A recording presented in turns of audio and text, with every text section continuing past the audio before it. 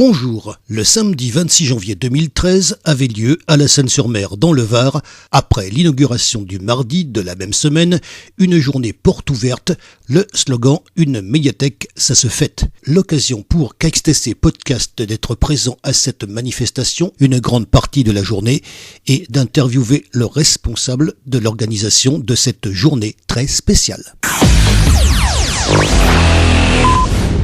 Alors nous sommes donc aujourd'hui à la médiathèque André Chédid, c'est donc la journée porte ouverte. Je vais vous demander de vous présenter, merci de nous recevoir. Oui, bonjour, je m'appelle Thierry Kriéja, je suis chargé de l'action culturelle de l'ensemble du réseau des bibliothèques. J'ai notamment travaillé sur la préparation de cette journée festive. Comment s'est passée l'inauguration déjà ? Mardi, beaucoup de monde, beaucoup d'élus, un représentant du ministère, des gens de la DRAC, du conseil régional.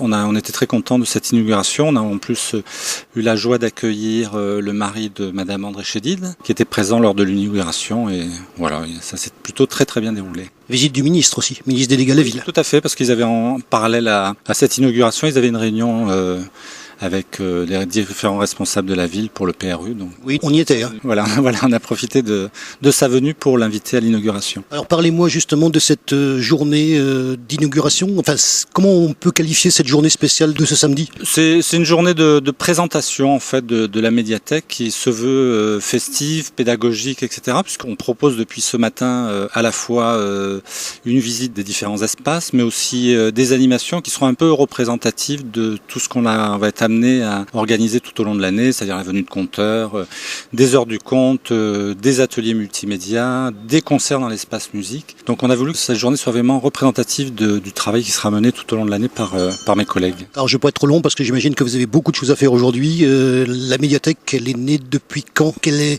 un petit peu l'origine ? Alors moi je suis arrivé à la Seine en 2005, je travaillais avant au conseil régional. Le projet était déjà dans les tuyaux, mais il a traîné quand même pendant pas mal de temps.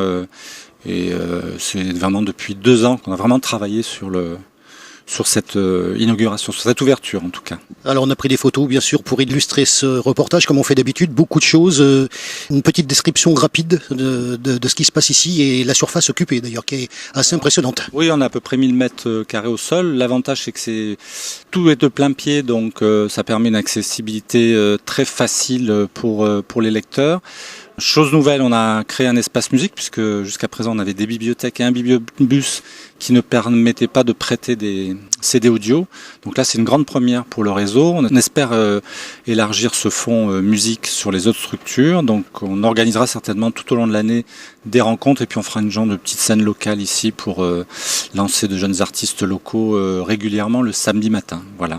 Cet espace dispose d'un espace d'animation d'une capacité à peu près de 60 places dans lequel on va organiser des cafés littéraires, des rencontres, des projections tout au long de l'année et un espace multimédia alors qui est beaucoup plus important que celui qu'on a sur la bibliothèque du Clos Saint-Louis avec une 12aine d'ordinateurs, un animateur multimédia et des ateliers qui vont se mettre en place tout au long de l'année, ateliers de formation, ateliers ludiques pour les jeunes, ateliers artistiques, etc.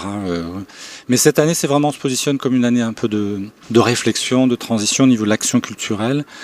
Sachant que c'est déjà très lourd en termes d'organisation, parce que c'est une nouvelle structure, donc ça demande beaucoup d'énergie. Et puis, on veut mener des actions, mais tout en se donnant aussi le temps de la réflexion.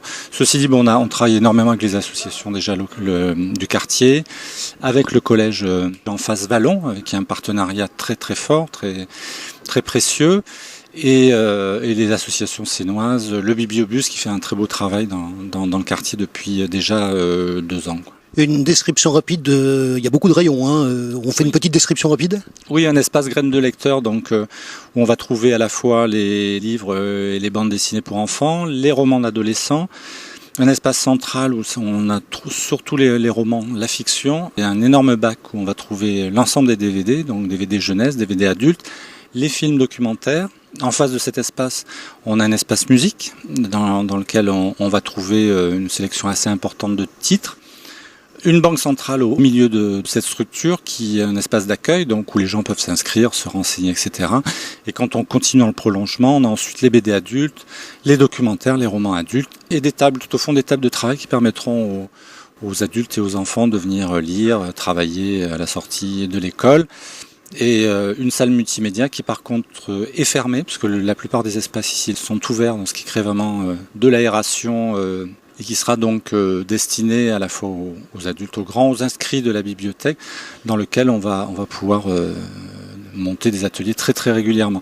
Chose nouvelle, on le fait aujourd'hui, on profite de cette inauguration pour lancer le site des bibliothèques de la ville. Ce qu'il faut savoir, c'est que jusqu'à présent, on n'avait pas de site, c'est-à-dire que notre catalogue n'était pas consultable en dehors des sites des bibliothèques. Maintenant, de chez vous, grâce à Internet, vous allez pouvoir accéder à l'ensemble de nos fonds, de nos animations, de notre programmation. Donc ça, c'est une grande première et on en est très content. Ce sera ma dernière question. Il y a une petite note humoristique. Enfin, je ne sais pas dans quel cadre ça rentre. Il y a même un piano. On l'a photographié. Oui, un piano, parce qu'on avait voulu mettre surtout l'accent sur cette journée sur la musique, parce que c'est vraiment une grande nouveauté dans notre réseau. Et on clôturera, après un très beau concert, je pense, à 15h de Bat.G, qui est un jeune artiste local qui a fait les premières parties de Thomas Fersen, qui vient des Ogres de Barbac, qui vient de terminer son deuxième album, là, et qu'on aura en première cet après-midi, parce que ça sera la première fois qu'il jouera quelques morceaux de cet album en public. Et en fin de journée, on clôturera par de la musique jazz, musique de film, avec un pianiste, Franck Pantin, qui s'est souvent produit un festival de jazz ici à la Seine et qui est professeur au conservatoire de Toulon. Merci infiniment. De rien, à bientôt. Un grand merci à toutes les personnes, et elles étaient fort nombreuses, de la médiathèque André Chédid pour leur accueil et de nous avoir permis de réaliser ce reportage dans les meilleures conditions. Retrouvez désormais nos sujets sur la chaîne YouTube KXTC Podcast, sur le site internet www.lesud83fr/levarois rubrique radio et surprise sur notre site internet www.kxtc-podcast.fr.nf rubrique radio. Consultez en particulier sur ce site la rubrique Qui sommes-nous ? Tout est expliqué en détail. Je vous souhaite une excellente fin de matinée et je vous retrouve très très vite sur KXTC Podcast.